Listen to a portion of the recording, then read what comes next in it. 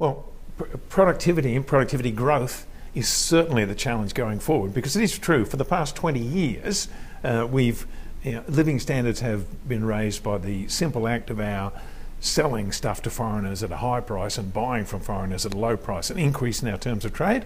That's gone. They've also been lifted by the simple act of sending a bigger and bigger proportion of the population out to work. The unemployment rates come down, the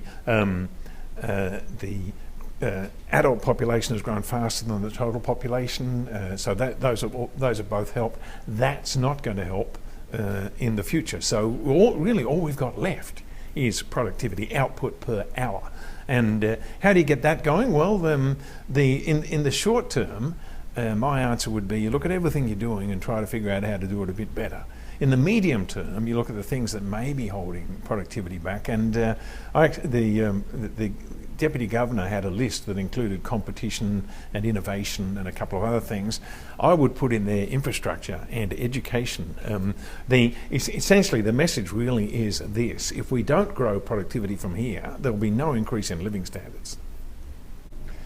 Well, since the ascension of Prime Minister Turnbull, we have actually already seen jumps in both consumer confidence and business confidence. Now, this could be dismissed as coincidence, but my suspicion is it's not.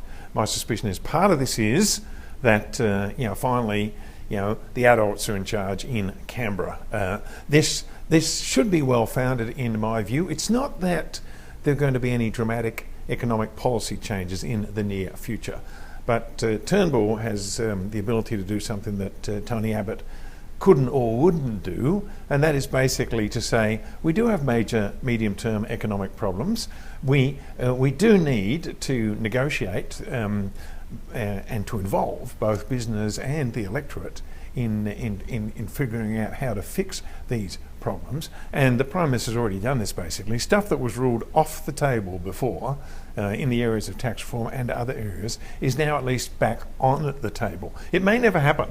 But we do desperately, for example, need tax reform in this economy, and we do need the rate of growth of government spending to be slowed down, because we do have a medium-term fiscal problem. But you get the suspicion that Prime Minister Turnbull can basically pull together a broad church that can address these problems, rather than the Abbott line, which you could characterise as I don't need to hear your view because I've already made my mind up.